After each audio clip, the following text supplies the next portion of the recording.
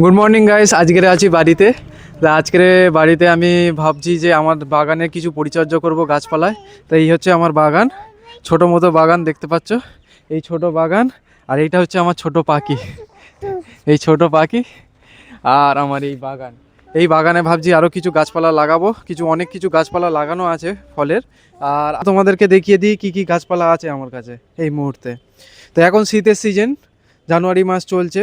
তো এখানে আমি লাগিয়ে রেখেছি টমেটো গাছ, আখ গাছ, এখানে পালং শাক, এখানে লাগানো আছে টমেটো, এখানে বেগুন লাগানো আছে, এটা কুল গাছ লাগানো আছে। আর এইখানে টমেটো গাছগুলো অনেক বড় হয়ে গেছে, দেখতে পাচ্ছ তোমরা বন্ধুরা। এই টমেটো গাছগুলো অনেকটাই বড় হয়ে গেছে। আর আশা করছি যে 10-15 দিনের মধ্যে ফল দেওয়ার আশা আছে। এখন জানি না কি হবে, তবে চেষ্টা করব আরও ভালো করে পরিচর্যা করার, যাতে আরও তাড়াতাড়ি ফল পাওয়া যায়। আর এইখানে সাথে লাগানো আছে এগুলো কুমড়ো গাছ। এই কুমড়ো ভালো জাতের কুমড়ো, সেই হিসেবে দানা কিনে এনেছি। তো দোকানদার তো বলেছে হবে, দেখা যাক কি হয়, কেমন জাতের বের হয়। পাতাগুলো তো খুব সুন্দর হয়েছে, এবার ফল কীরকম হয় সেটাই দেখার বিষয়। তো বলো না,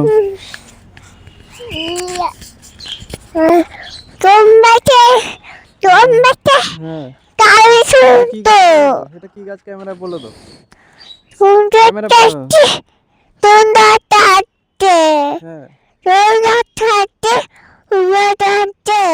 ঠিক আছে।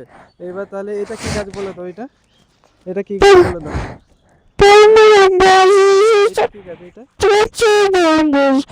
তো বন্ধুরা আমি কিছু মুরগি পুষেছি। তো এই মুরগিগুলো তোমরা দেখতে পাচ্ছ এখন বড় হয়ে গেছে। এই মুরগিগুলো বাইরে সকালবেলা ছেড়ে দিই, বেলার দিকে আবার ওরা ভেতরে ঢুকে যায়। আর খুব ভালো মুরগি, আমার কথা খুব ভালো শোনে। আর এখানে দেখতে পাচ্ছ পানা চাষ করে রেখে দিয়েছি। এই পানাগুলো মুরগিদের খাওয়ানোর জন্য রেখেছি। আর এগুলো এনেছিলাম পানা একটা জায়গা থেকে, একটা মানে পানা পুকুর থেকে, আমাদেরই এই কাছাকাছি একটা জায়গা থেকে। আর ওখান থেকে এনেই এইভাবে করে চাষ করেছি পানা।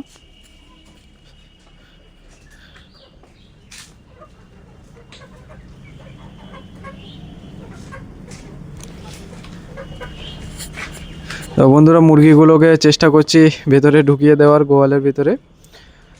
তো দেখতে পাচ্ছ মুরগিগুলোকে এইভাবে নিজেদের ইচ্ছাই ভেতরে চলে যাবে, দেখতে থাকো।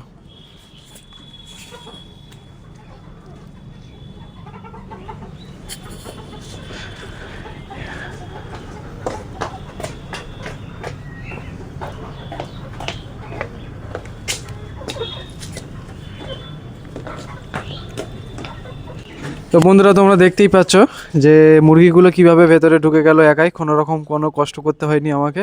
ওদের এমনিই ছেড়ে দিই, আবার দরজা খুলে দিলে ওরা অটোমেটিক ভেতরে চলে যায়। এখানে আছে ওপরে ছোট মুরগি, এই ছোট মুরগিগুলো এখন বয়স 2 মাস। এই 2 মাস বয়সের বাচ্চা এগুলো। আর এই নিচেরগুলো 4 মাস বয়স। এগুলো সব দেশি মুরগি। এই দেশি মুরগিগুলো আনতে গিয়ে আমাকে অনেক কষ্ট করতে হয়েছে, অনেক দূরে যেতে হয়েছে, তবে এই দেশি মুরগি, অরিজিনাল দেশি মুরগি আমি পেয়েছি। হয়তোবা আজকাল বাজারে দেশি মুরগি পাওয়া খুব মুশকিল। দেশি মুরগির ডিমান্ড আছে, কিন্তু অরিজিনাল দেশি মুরগি সবাই দিতে পারে না।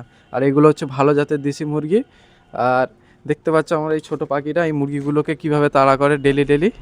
এই জন্য ভয় দেখছে এখানে কেউ নেই, সব ভেতরে ঢুকে গেছে। দেখা হচ্ছে পরের ভিডিওতে অন্য কিছুর সাথে। এই পর্বটা আমি আর বাড়াবো না, অনেক বড় হয়ে যাচ্ছে। ভালো থাকবেন, সুস্থ থাকবেন।